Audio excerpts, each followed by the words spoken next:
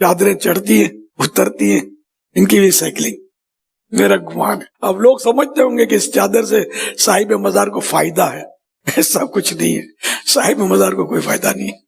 بہترین چادر کسی نے چڑھائی، پھر اس میں کوئی سادہ چادر چڑھاتے پھر وہ چھپ جاتی ہے۔ مزار میں چادر چڑھانا جائز ہے، میں ناجائز نہیں کہہ رہا، لیکن میں آپ کو سمجھا رہا ہوں کہ یہ نہیں اتنا ڈھیر لگا دیتے ہیں یار۔ میرے خیال میں اگر ایک درود شریف پڑھ کر صاحب مزار کو بھی ایصال ثواب کر دینا، اس سے ان کو خوشی حاصل ہو۔ ایک چادر ہو خوبصورت سی، بے شک اس میں درود و کلمہ جو بھی لکھا ہوا ہو، لوگوں پر اس کا ایک روب اثر ہوتا ہے۔ صاحب مزار کو اب بھی اس کا چادر کا کوئی فائدہ نہیں۔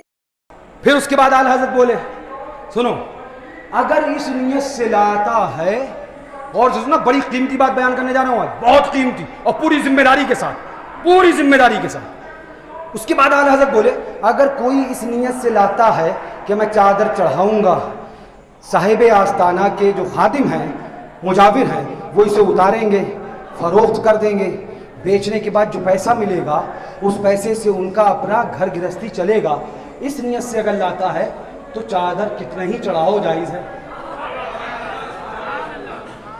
چادر کتنا ہی چڑھاؤ ہے۔ میں تو سوچ میں پڑ گیا، یہ مجدد اعظم کا قلم ہے، اعلیٰ حضرت کا قلم، اور یہ تحریر میں پڑھ کے تنہائی میں بیٹھ گیا، فکر ہو گئی، حضور یہ کون سا پہلو بیان کیا؟ کیوں؟ اس لیے کہ آپ جاؤ بھی یہیں آستانے پہ جاؤ، شرب شہ سنت کے، اور ایک بندے کو کھڑ دو مشاہد ملت کے آستانے میں کھڑا کر دو، اور جتنے چادر لے کے آئیں ان سے پوچھو تمہاری نیت کیا ہے، تو جواب ملے گا بیٹا ہو گیا۔ تمہاری نیت کیا ہے؟ تو جواب ملے گا اولاد نہیں تھی صاحب اولاد ہو گئے۔ تمہاری نیت کیا ہے؟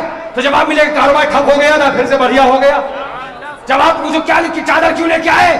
تو جواب ملے گا بیمار سے شفا مل گئی۔ ایک آدمی 1000 میں تمہیں یہ کہتے نہیں ملے گا کہ چادر اس لیے لائے ہیں کہ چڑھائیں گے، پھر صاحب آستانہ کے جو خادم ہیں وہ اتاریں گے، اسے بیچیں گے، پھر اس کے پیسے سے ان کا گھر چلے گا۔ ایک آدمی یہ نیت لیے نہیں ملے گا، ایک آدمی یہ نیت لیے نہیں ملے گا۔ اب میں سوچ میں پڑ گیا، حضور اعلیٰ حضرت جو نیت واقع نہیں ہے، جس نیت کا وجود نہیں ہے، جو نیت موجود نہیں ہے، اس نیت کو لکھ کر چادر کے جائز ہونے کا فتویٰ کیوں؟ بہت قیمتی بات بتانے جا رہا ہوں۔ اور ایک بات اور بتا دوں، یہ نیت ایسا نہیں کہ آج نہیں ہے، اعلیٰ حضرت کے زمانے میں بھی وہی نیتیں تھیں جو آج ہو رہی ہیں۔ جو بھی چادریں جاتی تھیں وہ کوئی بچہ ہو گیا، کوئی منت پوری ہو گئی، کوئی کاروبار ہو گیا، تو حقیقت میں جو نیت موجود نہیں تھی، واقع میں اس کا وجود نہیں تھا، اس نیت کو لکھنا اور اس کے بعد چادر کے جواز کا فتویٰ دینا، تو میں پھر وہی کہتا ہوں میاں اعلیٰ حضرت کا صرف لکھا ہوا مت پڑھو، بلکہ وہ بھی پڑھو جو اعلیٰ حضرت کے خیالات ہیں۔ تم خالی لکھا ہوا پڑھتے رہے، تم اس سے آگے بڑھے ہی نہیں، اور اعلیٰ حضرت کا کرم ہوا، ان کی روحانیت نے ہمیں وہ پڑھا دیا جو لکھا ہی نہیں، جو لکھا نہیں۔ وہ بولے کیا مطلب؟ ہم نے کہا اعلیٰ حضرت سے سوال کیا جائے، حضور معاملہ کیا ہے؟ یہ جو نیت آپ بیان کر رہے ہیں حقیقت یہ ہے، یہ موجود نہیں ہوتی ہے، یہ پائی نہیں جاتی ہے۔ آستانوں پہ چادر لانے والا کوئی یہ نیت نہیں کرتا ہے کہ چادر صاحب آستانہ کا مجاور اتارے گا، بیچے گا، اس کا گھر کا خرچہ چلے گا۔ پھر آپ نے اس شرک کو بیان کیوں کیا؟ تو اعلیٰ حضرت کی فیلنگ سمجھو، اعلیٰ حضرت کے احساسات سمجھو۔ اعلیٰ حضرت نے یہ شک نکالی اور ذہن یہ دیا کہ چادر چڑھ رہی ہے تو چڑھنے دو، لوگوں کو مت منع کرو، منع مت کرو۔ اب میں یہاں پہ ایک بات اور بتا دوں، مفتی اجمل شاہ صاحب فتاوی اجملیہ میں تحریر فرماتے ہیں تعزیہ شریف کے لیے، کائے کے لیے؟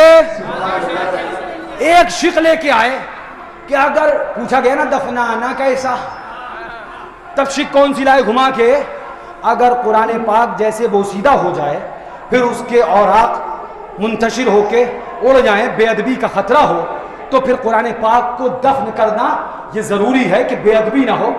ایسا ہی اگر تعزیہ شریف بھی بوسیدہ ہو جائے تو اس کو بھی دفن کیا جا سکتا ہے۔ زور سے بولو۔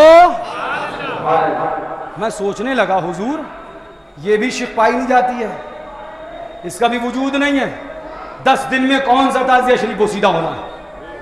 نہیں ہونا ہے۔ پھر وہ پہلو، پھر وہ والی شک پھر وہ صورت جو واقع میں موجود نہیں ہے اس کو مفتی اجمل شاہ صاحب آپ نے کیوں لکھا؟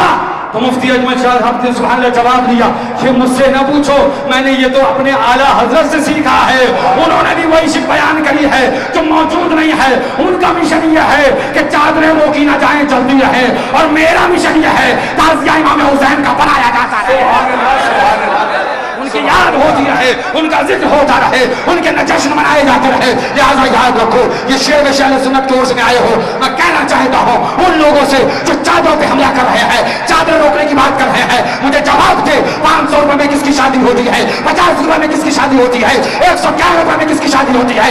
غریب سے غریب گھر، غریب سے غریب آدمی 2 سے 2.5 لاکھ میں شادی کیا کرتا ہے۔ تم چادروں کا پیچھا مت لو، تم چادروں کا اوپر حملہ نہ کرو، اس لیے کہ اعلیٰ حضرت فاضل بریلوی نے وارث پاک کی چادر بچائی ہے، صابر پاک کی چادر بچائی ہے، سید سالار کی چادر بچائی ہے، علاؤالدین علی احمد صابر کی چادر بچائی ہے۔ تم چیختے چیختے تھک جاؤ گے مگر اعلیٰ حضرت کی چادر نہ رکی ہے نہ رکے گی، نہ ڈھکی ہے، نہ کسی سے روک ملی ہے نہ روک ملے گی۔ لہٰذا یاد رکھو، اعلان کے سنتے جاؤ کہ تم مانون اہل سنت جو کرتے تھے کرتے رہو اور پیغام دیتے رہو۔ دشمن احمد پہ شدت کیجیے، منحدوں کی کیا مربت کیجیے، قیس میں چل جائے بے دینوں کے دل، یا رسول اللہ کی کثرت کیجیے۔ مناظر وہ لقب تھا جس کا شیر بے شیر سنت، مناظر وہ جو حامی سنت تھا ماہی بدعت، مناظر وہ ہوئی جس کی ہمیشہ فتح اور نصرت، مناظر وہ کہ تھتھراتے تھے جس سے وہابیت، وہ سبحان اللہ وہ کہتے تھے نبی کے نام پر مر مر کے جی لیں گے، نبی کے عشق میں گر زہر بھی مل جائے پی لیں گے۔ وآخر دعوانا الحمدللہ رب العالمین۔ کھڑے ہو جائیے۔